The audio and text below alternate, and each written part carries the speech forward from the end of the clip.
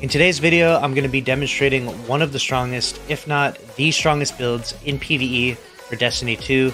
The reason why this build is so good is because it has insane passive abilities. You can just run around, you create sunspots every time your shield gets broken, you have insane offensive utility, and it's easily one of the strongest builds to use when trying to solo the dungeon. So in today's video, I'm going to demonstrate just a little bit of the loop that you're going to be using when trying to use this build in the dungeon for the solo purposes. So you can see here, this Hydra can blast me, but as soon as I break my shields, I get the sunspot, and it gives me insane survivability. Having Restoration, Soul Invictus, you'll see here when I start getting melee kills on these ads. There we go. I start getting some melee kills on these ads, then I'll start getting these solar buffs on top of everything, buffing all my weapons, getting shot by the boss, getting shot by Hydras, getting shot by goblins. It really doesn't matter. This build is super strong. Honestly, a lot of fun to use, and makes soloing this dungeon a lot more manageable. So let's go ahead and show you all the different stuff that I have on my character now. Obviously we're using Titan, we're using Lorelei. I'll go into the subclass.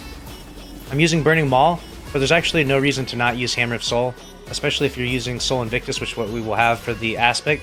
When you put this on and sit in a sunspot, then you will be able to throw a ton of hammers. And so you can go either way, Hammer of Soul, Burning Maul, it's up to you. I just personally go Burning Maul. And then next up we got Rally Barricade, and the reason why is it just has a shorter cooldown, so we'll throw that bad boy on so we can throw down as many walls as possible.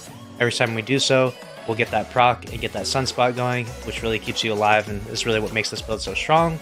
And you can either put the wall down yourself for reload purposes, or you can just wait till your shield gets broken, but it can be a little bit risky because you could die at times. But Catapult Lift, throwing in the hammer for sure, and then Healing Nade just for added survivability.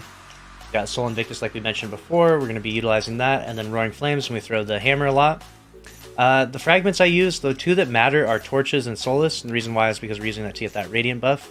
And then Searing I use, and Wonder is just for a stat boost to Recovery and Resilience, which I think are two really important stats for this build. Now, going down the line, we have Lorelei, and then we have Melee Well Maker, and then we have Seeking Wells. So we're going to throw the hammer and get Wells to drop, Seeking Wells to chase after us.